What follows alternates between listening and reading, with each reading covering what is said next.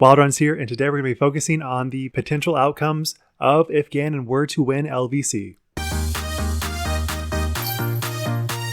noticed that 93% of you aren't subscribed, so if you could, just hit that subscribe button. It would mean the world to me. All right, so there's still not really much change with the whole Gannon v. Prodigy lawsuit. There's been a ton of takes. I've seen a lawyer's perspective, so I actually think there's a lot of great information there that I definitely missed out on when I did my first hot take. But I think there is a lot of potential outcomes of this whole situation. I'm going to make another video about if Prodigy is in their best interest to keep this lawsuit. But for now, let's just talk about LVC itself. So it is very possible that he might win LVC this year. And I was just thinking about it, and I was just like, what would that look like for the lawsuit?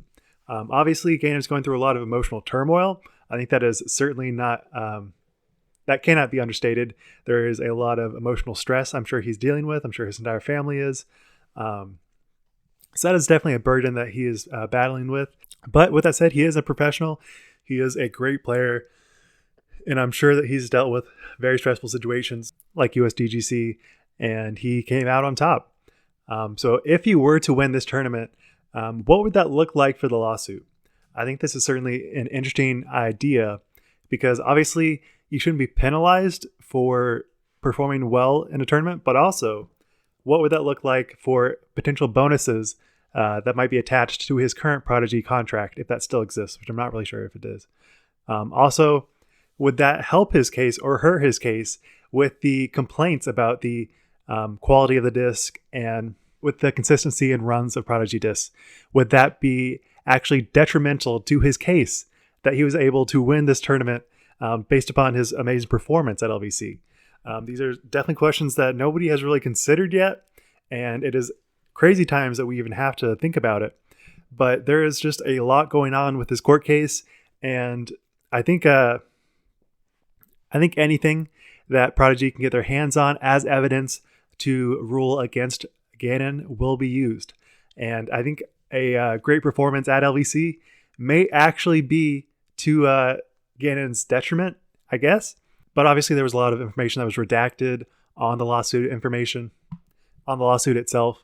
So we don't know for sure. But if there is any situation where Prodigy can add more fuel to the fire for their case as to why they were rightfully so to make this lawsuit, then I'm sure they'll jump on that. And if Gannon is to prove that his even blanked out Prodigy discs were able to get him a win on tour, then maybe that might be a point brought up during the court case. I think it's a pretty weak case, but I think it's possible. And on a side note here, since we're talking about LVC, I think it's also important to bring up Eagle and Locastro. This is their first major tournament back since their departures, obviously for different reasons, but actually at the same time. They both play European Open and ended in very different ways. One much, much more honorable than the second, but this is their first time back on tour. This is the first time that Eagle has been a crush boy, not crush boys. Even though you could consider Kyle Klein and maybe even Gannon as a crush boy, they're not there yet. And how will he perform throwing his lefty backhands and newly designed forehands? I'm very interested to see. I think his putting will still be fire. That's just a given when it comes to Eagle. And then for Nikko, I don't think he's going to do that well. I have very low expectations for him the entire season. If he gets any top fives, I would consider that a success for him and Lone Star. But I think it's certainly interesting to see how that all turns out. I am not expecting much for really either player. I think if Eagle were to get top five, I think that'd be a success. But Eagle could take the win. He's done it before. And obviously Gannon almost made it last year too.